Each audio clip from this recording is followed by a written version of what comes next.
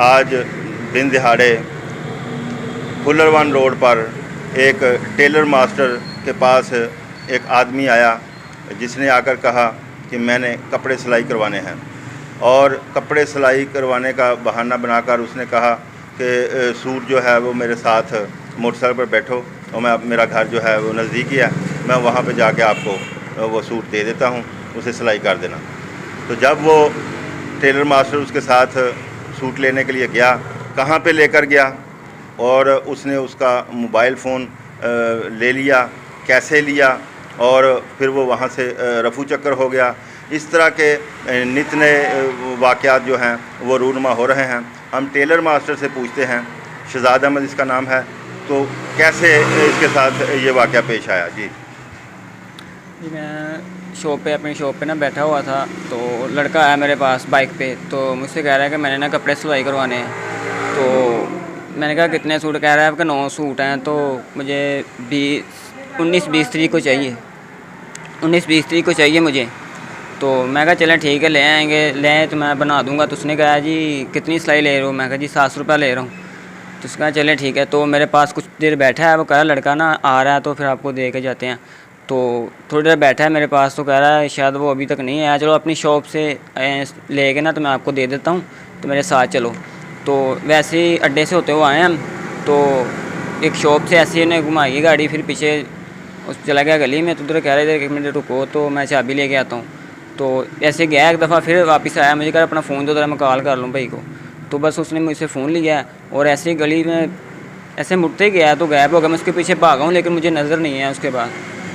अच्छा शहजाद अहमद, वो कौन सी गली में आपको लेकर गया और वो घर जो था वो उसे आप पहचानते हैं? हाँ जी, हाँ मैं घर को पहचानता हूँ। रुबीना हॉस्पिटल वो साथ ही गली है, उसके आगे गए हैं, थोड़ा सा आगे जाके हम दाएं मुड़े हैं। तो उधर से आगे जाके थोड़ी देर खड़ा हूँ, तो वो उधर से उसने मोबाइल लिया, वापस उसी गली में इधर से आया, तो बस अचानक से गायब हो गया, पता नहीं चला। मैं उसके पीछे भागा भी हूँ लेकिन नहीं पता चला अभी किधर गया चला।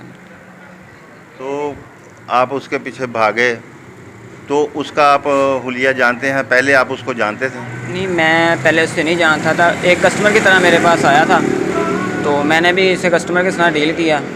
तो आया उधर, तो नहीं पता चला किधर चल गया। तो उसके बाद वो क्या नाम कला था उस इधर रहमत, उनके कैमरे सीसीटीवी लगे हुए हैं, तो उनके कैमरों में मैंने थोड़ी सी वीडियो भी देखी है जब हम दोनों उस बाइक से गुजरे थे।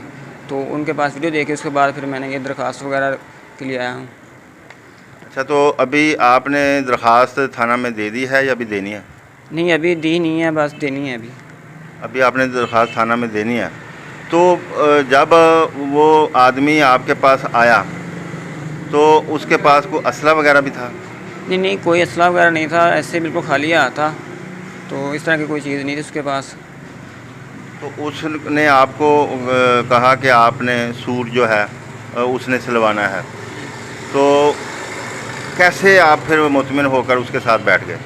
मुतमिन में ऐसे ही हुआ कि मेरे पास करीबन 5-7 मिनट 10 मिनट बैठा होगा। उसने कहा ये शॉप का कितना किराया दे रहे हो? कि मैं जी मैं 3500 रुपये दे रहा हूँ। तो उसने पूछा है दुकान किसकी है? मैं कहा जी ये राशिद जट है, ककीर रसूलपुर जट है।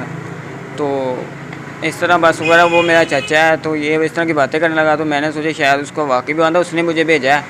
तो मैं कहा चलो उसने भेजा होगा तो मैं साथ चले जाता हूँ, सूट ले आता हूँ। तो इसी तरह बस मैं इसी मुतमिन हो गया हूँ कि चलो उसी ने भेजा होगा, लेकिन नहीं, वो कोई और ही बस चक्कर चला कर निकल गया अभी। तो उसके पास जो मोटरसाइकिल जो थी उसको आप पहचानते हैं? वो किस तरह की थी? 125 थी या 70 सीसी, कौन सी थी? नहीं नहीं, वो चाइना की मोटरसाइकिल थी, चाइना की मोटरसाइकिल। तो उसका जो पीछे वाला टायर है ना वो फटा हुआ था, यानी कि ऐसे जैसे ना फोड़ा बना होता है, इस तरह का बना हुआ था। तो हालत तो टूटी फूटी, इतनी ज़्यादा क्लियर भी नहीं है, इतनी ज़्यादा माड़ी भी नहीं है, इनका दरमियानी सी है।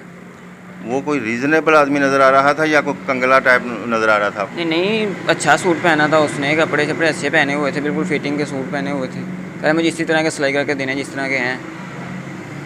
तो आपको अंदाज़ा है कि वो पढ़ा लिखा लग रहा था या कोई अनपढ़ों को उसका माहौल था? नहीं नहीं, पढ़ा लिखा लग रहा था, पढ़ा लिखा। अनपढ़ होता तो इस तरह के, वो अनपढ़ जो होते हैं ना वो इस तरह की बातें नहीं करते। दूसरा वो इस तरह की चीज़ जो है ना वो नहीं कहते कि डील भी नहीं करते कि मुझे ऐसी चीज़ चाहिए, ये चीज़ चाहिए। पढ़ा लिखा ही था। तो सीसीटीवी कैमरों में आप देखकर आए हैं, आपने वो वीडियो निकलवाई नहीं सीसीटीवी कैमरे से? वो तो पकड़ा जाएगा। नहीं नहीं, अभी मैंने लुकवाई नहीं, मैंने उनको कहा है कि मैं वापस आऊँगा तो मुझे ये चाहिए, तो कहना ठीक है हमको मिल जाएगी। ये किस दुकान पे वो सीसीटीवी लगे हुए थे? अल रहमत शॉपिंग सेंटर पे, जो हाई स्कूल के सामने बिल्कुल इस तरह है ना, उसका उसी में लगे हुए थे कैमरे करीबन। उसके इस तरह भी कैमरा लगा हुआ, इस तरह भी कैमरा लगा हुआ, दोनों तरफ लगा हुआ। तो हम हॉस्पिटल के बिल्कुल आगे से ऐसे ही गुजरे थे, तो जैसे वो गुजरा मैंने देख लिया कि हम ये गुजरे हैं, तो उसने तो उधर ब्रेक लगाई है, ऊपर फ़ोन से ना तस्वीरें खींची थी, तो वो वाल साहब को उन्होंने सेंड की थी, लेकिन वो नंबर वाल साहब को व्हाट्सएप पर वो चल नहीं रहा था, तो अभी नहीं आई हैं, उनके पास ही हैं। नाज़रीन, जैसा कि आपने सुना कि वारदातियाँ जो हैं रोज़ाना नित नए जो तरीके हैं वो निकाल कर लोगों को लूट रहे हैं, चीज़ें चोरी हो रही हैं, डकैतियाँ वारदातें हो रही हैं, मासूम शहरियों को जो है वो इंतहाई परेशानी का सामना है। इस तरह के वाक़यात से लोगों में खौफ व हरास की फ़ज़ा भी फैल जाती है। अब ये मसला ये है कि हमारी पुलिस क्या कर रही है, पुलिस ऐसे लोगों का मुहासबा क्यों नहीं करती? ये शरीफ लोग जो हैं, क्या वो ऐसे ही दुकानदार हजरात, ताजर हजरात ऐसे ही लुटते रहेंगे?